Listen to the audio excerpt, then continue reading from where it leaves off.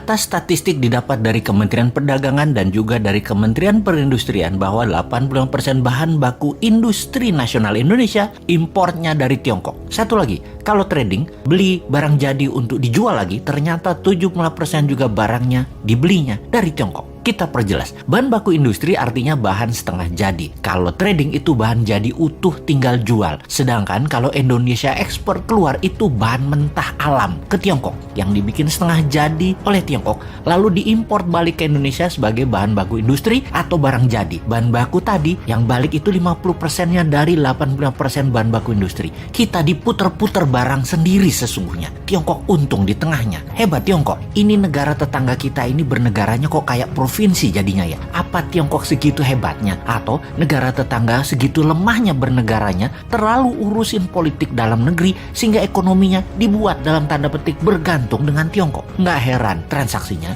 pakai yuan. Baru ngeh saya juga. Multi currency atau mata uang yang berlaku di banyak negara seperti yen, dolar, dan euro memang tidak diperlukan kalau kayak gitu. Ya itulah kenapa istilah provinsi itu muncul. Timur-timur nih, kalau Newman yang pegang mandat, 90% kebutuhan negaranya tergantung rupiah dan barang dari Indonesia. Jadi tanpa perlu diintegrasi penyatuan kembali Timur-Timur ke wilayah Indonesia, ya Timur-Timur sudah jadi provinsi lagi. Sama seperti Gajah Mada menyatukan Nusantara juga bukan pakai military approach, tetapi pakai economic approach, pakai emasnya Majapahit. Atau istilah ini adalah semua dalam buku Akademi Militer, namanya kolonialisasi 5.0, seperti yang dilakukan oleh Tiongkok. Kolonialisasi 5.0 pakai yuannya Tiongkok. Itu adalah economic approach. Negara tetangga itu jadinya ya kalah diplomasi, kalah strategi, kalah ekonomi, puncaknya ya kalah kedaulatan. Hal ini tanpa perlu menurunkan bendera merah putih diganti dengan merah bintangnya, ya sudah takluk jadi provinsi juga. Jadi apa kata Beijing deh seakan-akan. Tapi sekali lagi,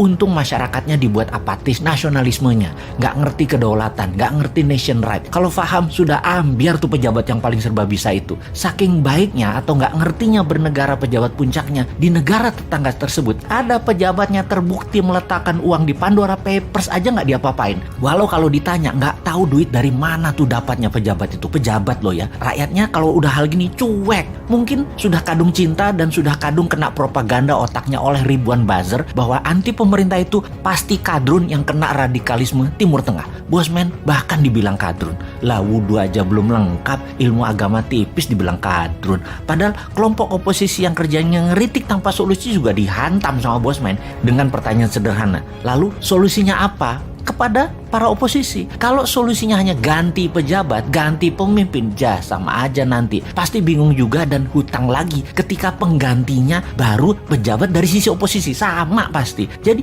bagaimana mengembalikan kedaulatan bernegara tanpa bergantung kepada satu negara yang saat ini menjadikan negara tetangga provinsinya Tiongkok. Secara terselubung, ya terus dibungkus rapih dengan kebinekaan saat ini. Sahabat, buka pikiran putra-putri bangsa Indonesia dengan melihat dunia. Mereka kita buat tinggal di Eropa, tinggal di Amerika Utara, tinggal di Amerika Selatan, di Asia dan negara Asia Timur. 5 tahun pertama minimum mereka tinggal 2 tahun untuk ambil kursus apa saja. Juga ambil ilmu kekinian di berbagai belahan dunia. Kirim 10 juta putra-putri terbaik untuk mendapatkan ilmu, mendapatkan jaringan dan pengalaman hidup di berbagai negara yang ekonominya lebih maju dari Indonesia. Di tanah air, sekolah ubah kurikulumnya. Bukan 6 tahun SD, 3 tahun SMP, 3 tahun SMA, total 12 tahun, tapi ubah hanya 10 tahun. Nggak ada yang namanya SD, SMP, SMA. Yang adanya sekolah pratama atau primary school, kemudian sekolah kejuruan, universitas, sekolah tinggi, akademi militer, kepolisian, dan lain sebagainya. Selesai sekolah pratama, maka ada wajib militer 2 tahun. Secara teknis,